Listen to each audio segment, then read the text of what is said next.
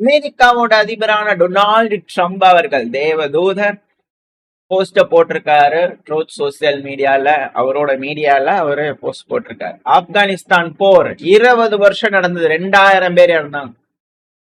Iraq வார் 9 வருஷம் நடந்தது, 4600 பேர் இறந்தாங்க. வியட்நாம் போர் 19 வருஷம் 5 மாசம் நடந்தது, 58,220 பேர் இறந்தாங்க.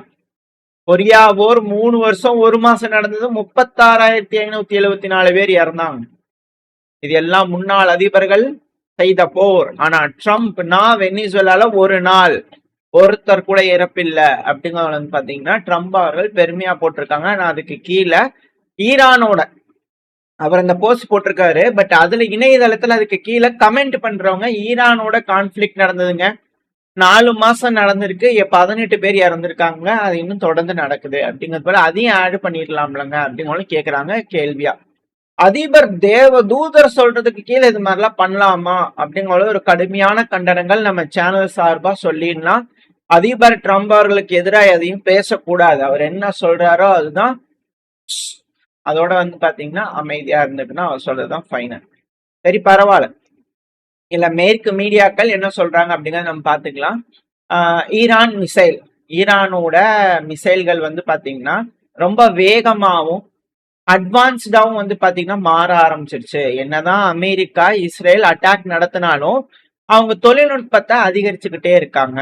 ஏன்னா ஏர் ஸ்ட்ரைக், மிலிட்டரி இன்ஃப்ராஸ்ட்ரக்சர், அவங்களோட ஆயுத கிடங்கு, ஆயுத தொழிற்சாலைகள், இந்த பகுதியெல்லாம் என்னதான் அமெரிக்காவும் இஸ்ரேலும் மாறி மாறி அடிச்சாலும் ஈரான் அவங்களோட அந்த பெலிஸ்டிக் அர்சனலை பாத்தீங்கன்னா இந்த ஆயுதங்களை மிசைல்களை பாத்தீங்கன்னா தக்க வச்சுக்கிட்டாங்க. இதுல தொடர்ச்சியா பாத்தீங்கன்னா தக்க வச்சுக்கிட்டது மட்டும் இல்லாம தொடர்ச்சியா அதை ஏவி விட்டு இழப்புகளையும் ஏற்படுத்திக்கிட்டு இருக்காங்க. அது கூடவே தக்க வச்சிருக்கக்கூடிய ஆயுதங்களையும் அட்வான்ஸ் பண்றாங்க, புது ஆயுதங்களையும் உருவாக்குறாங்க.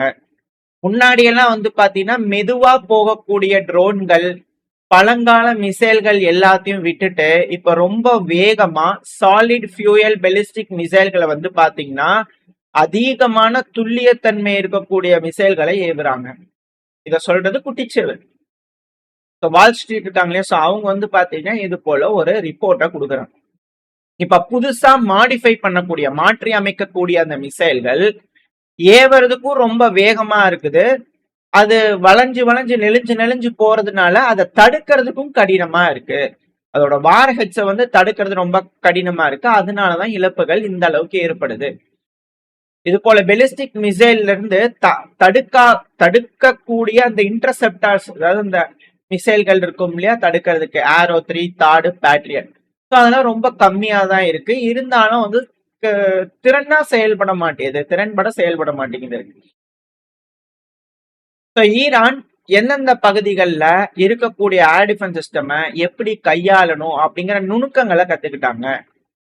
லேயர்டு டிஃபென்ஸ் சிஸ்டம்னு சொல்லக்கூடிய மேற்கு நாடுகள், குறிப்பா அமெரிக்காவோட டாப் நாச் அப்படிங்கிற சொல்லக்கூடிய ஆயுதங்களை கடந்து வர்றதுக்கான, அதை ஓவர் கம் பண்ணி தாக்குதலை ஏற்படுத்தக்கூடிய விஷயங்களை ஈரான் கத்துக்கிட்டாங்க. இது போல தொடர்ச்சியா ஹை ஸ்பீடு ட்ரோன்கள், மிசைல்கள் இதெல்லாம் அடுத்தடுத்து வர்றதுனால தடுக்கிறது இயலாத ஒரு காரியமா மாறிக்கிட்டு இருக்கு அப்படிங்கிற சொல்றாங்க. ஒரு இமேஜ் லோட் ஆயிருக்கும். ஏன் இந்த அளவுக்கு இந்த ஒரு டாக்குமெண்ட்டை நம்ம படிக்கிறோம்னா, ஏன் ஈரானோட மிசைல்கள் பேசுபொருளா மாறி இருக்குன்னு தெரியும். ஸோ இதுல பல இடங்கள்ல அமெரிக்காவோட பேஸ் இருக்கு. இந்த பேசஸ்ல எல்லாம் குறிப்பா ஈரான் குறி வச்சு அடிக்கிறாங்க.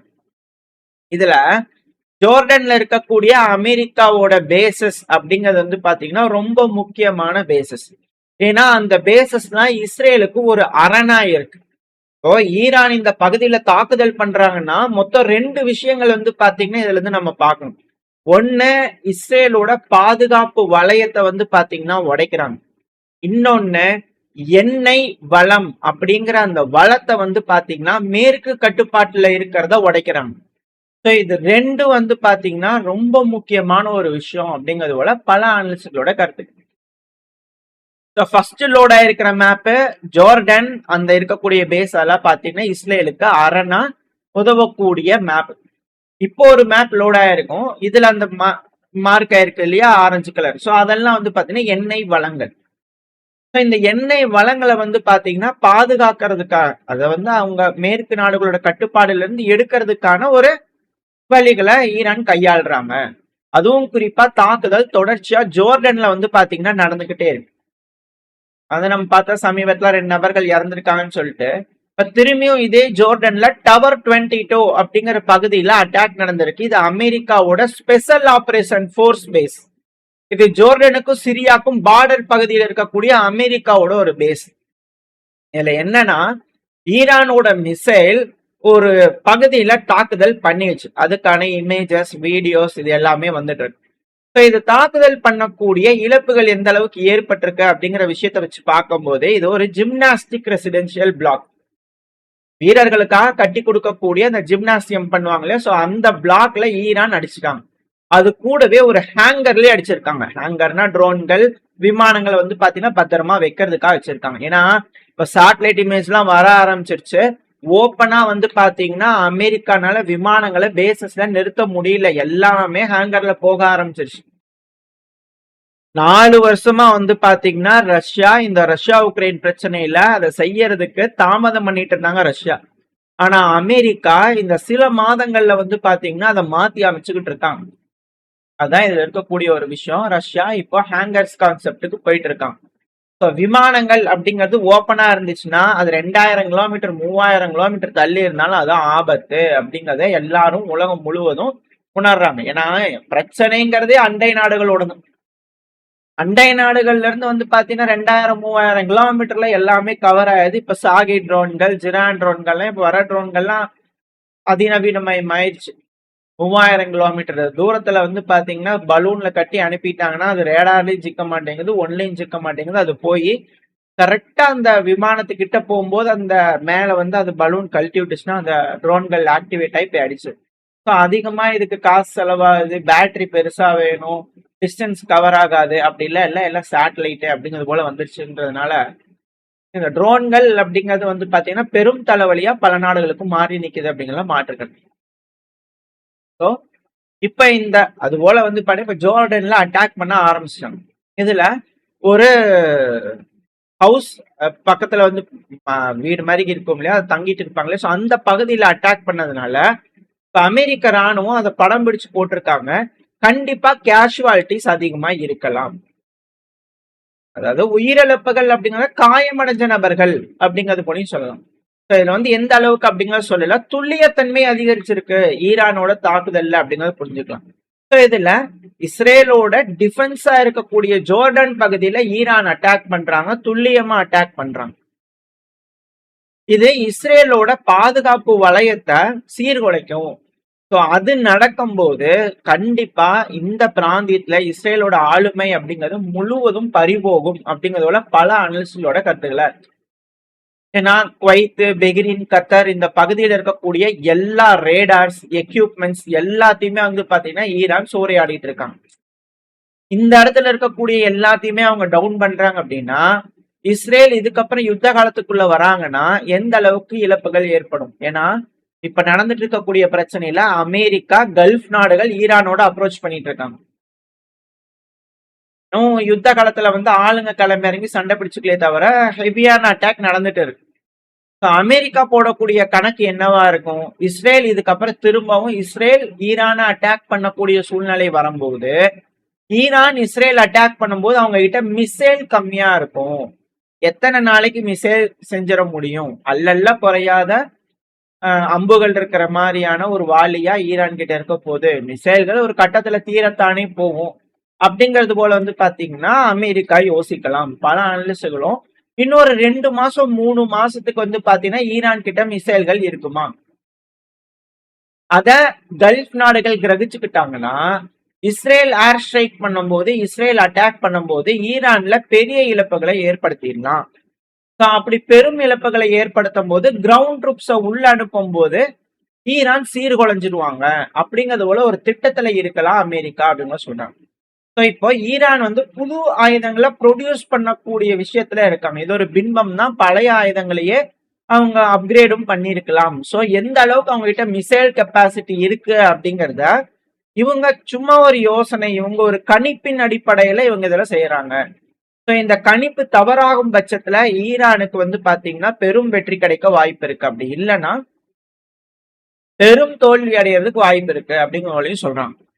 ஸோ இந்த தாக்குதல்லாம் வச்சு பார்க்கும்போது இஸ்ரேலை எதிர்காலத்துல அட்டாக் பண்ண போறோம். இன்னொரு 2-3 மாசத்துல அது நடக்குதுன்னு வச்சுக்கோங்க. அதை பண்ணும்போது அதுக்கு அரணா இருக்கக்கூடிய கல்ஃப் நாடுகளோட அந்த இன்டர்செப்டார்ஸ், அந்த ரேடார்ஸ், இது எல்லாத்தையும் அவங்க சீர்குலைச்சிட்டாங்கன்னா ஈரானோட மிசைல் இஸ்ரேல அட்டாக் பண்ணும். ஸோ அதை நோக்கி தான் இந்த போர் நகர்ந்துகிட்டு இருக்கு அப்படிங்கிற சொல்றாங்க.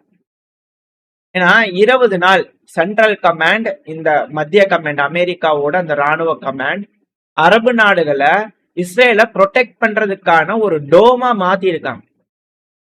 இப்ப ஈரான் அதை டிஸ்மேண்டில் பண்ணக்கூடிய வேலைகள்ல இறங்கி இருக்காங்க. எங்க ஜோர்டான்ல மட்டும் கிடையாது, அடுத்தது பெஹ்ரீன்ல திரும்பி ஒரு அட்டாக் நடந்திருக்கு, இழப்புகள் ஏற்பட்டுக்கிட்டு இருக்கு. அடுத்தது குர்திஸ்தான், அந்த சிரியால வந்து பாத்தீங்கன்னா அங்கேயும் ஒரு உள்நாட்டு போர் மாதிரி வந்து பாத்தீங்கன்னா அப்பப்போ சலசலப்புகள் வந்துகிட்டு தான் இருக்கு. இப்ப திரும்பியும் SDF அப்படிங்கிற படை, ஆல் இந்தியா அரசாங்கத்தோட படை, YPG அப்படிங்கிற குர்தின மக்கள் இருப்பாங்க இல்லையா, அது என்னதான் எலிமினேட் ஆயிடுச்சுன்னு சொன்னாலும் அங்க வந்து பாத்தீங்கன்னா சில மணி நேரங்கள் கைகலப்பாயிருக்கு, துப்பாக்கி சூடுகள் நடந்திருக்கு, சண்டைகள் நடந்திருக்கு. குர்தின மக்கள் ஹை அலர்ட்ல இருக்காங்க அப்படிங்கிற செய்திகள் வருது. ஸோ ஒரு சைடு சிரியா, இந்த YPJ, PKK அவங்கள அட்டாக் பண்றாங்க. ஸோ இது அவங்கள மிரட்டுறதுக்கான வேலைகளா அப்படின்ற கேள்விகள் வருது. ஏன்னா ஈராக்ல இருந்து ஈரானை அட்டாக் பண்றதுக்கான வேலைகள் செய்யணுமா, அதுக்காக மிரட்டுறாங்களா அப்படின்ற கேள்விகள் வருது. ஸோ இந்த இடத்துல வந்து பாத்தீங்கன்னா இப்ப குவைத், கத்தர், பெஹ்ரீன் மட்டும் இல்லாம இப்ப சிரியாவும் என்ட்ரு ஆகுமா, ஈராக்கும் என்ட்ரு ஆகுமா போர்ல அப்படிங்கிற விஷயங்கள்லாம் வருது. ஸோ ஈரானுக்கு எதிராக எந்தெந்த கல்ஃப் நாடுகள் இந்த பிரச்சனையில வந்து பாத்தீங்கன்னா கலங்காண போறாங்க. சவுதி அரேபியா, யமன் ஹவுதிஸ்க்கு எகெயின்ஸ்டா வருவாங்களா அப்படின்ற கேள்விகள் இருக்கு. ஸோ அங்க பெஹ்ரீன், UAE, குவைத், கத்தர் இவங்கெல்லாம் என்ன மாதிரி ரியாக்ஷன் பண்ண போறாங்க அப்படின்ற கேள்விகள் இருக்கு. வரக்கூடிய காலம் ரொம்ப இக்கட்டான காலம். இந்த பதிவுல நம்ம பார்த்தது வந்து பாத்தீங்கன்னா இஸ்ரேலுக்கு ஒரு அரணா இருக்கு, ஸோ அந்த பகுதியில அட்டாக் பண்றாங்க அப்படிங்கிறது பார்த்திருப்போம். இதை விட இன்னொரு மிக முக்கியமான விஷயம் என்னன்னா, குர்தின மக்கள் ஈரானுக்குள்ள வர்றது, ஈராக்ல இருக்கிற மக்கள் ஈரானுக்குள்ள வந்து போர் செய்யறதுங்கிறது போய் ஈராக்ல இருக்கக்கூடிய ஈரான் ஆதரவு பெற்ற படை குவைத்துக்குள்ள போய் ஸ்பெஷல் மிலிட்டரி ஆபரேஷன் பண்ணுவாங்களான்ற பேச்சுக்கள் அடிபட்டுக்கிட்டு இருக்கு. குவைத்துக்குள்ள போய் அமெரிக்காவோட மிக முக்கியமான பேசஸ் எல்லாத்தையுமே வந்து பாத்தீங்கன்னா கேப்சர் பண்றதுக்கான ஒரு ஸ்பெஷல் ஆபரேஷன் ஈரான் பிளான் பண்ணலாம். ஒன்னு அர்ஃபஜான் இல்லைன்னா அல் சலிம் ஏர்பேஸ், இதெல்லாம் கேப்சர் பண்றதுக்கு வாய்ப்புகள் இருக்கு. ஈரானும் அதுக்கு ஏற்ப ஒரு திட்டங்கள் வகுக்கலாம். இதை யார் சொல்றாங்க அப்படின்னா ஈரான்ல இருக்கக்கூடிய மிக முக்கியமான ஒரு ஜேர்னலிஸ்ட், அனலிஸ்ட்னு சொல்லலாம், மஹித் அவர்கள் வந்து பண்ண இது போல ஒரு போஸ்ட் போட்டிருந்தாங்க. அது கூடவே ஈரானோட முன்னாள் ஃபாரின் மினிஸ்டரான மொத்தாக்கி அவர்கள் வந்து பாத்தீங்கன்னா இது போல மீடியாக்கள்ல பேசுறாங்க. குவைத்துல இருக்கக்கூடிய மிக முக்கியமான பேசஸ்ல ஸ்பெஷல் ஆபரேஷன் பண்றதுக்கு வாய்ப்பு இருக்கு அப்படிங்கிறது போல. ஸோ இதெல்லாம் நடக்குது அப்படின்னா இஸ்ரேலுக்கு ஒரு அரண் வந்து பாத்தீங்கன்னா அரணா இருக்கக்கூடிய அந்த அரபுலக நாடுகளோட அந்த பாதுகாப்பு வலயம் போகும் அப்படிங்கிற சொல்றாங்க. ஸோ இது வந்து ஒரு சைடு.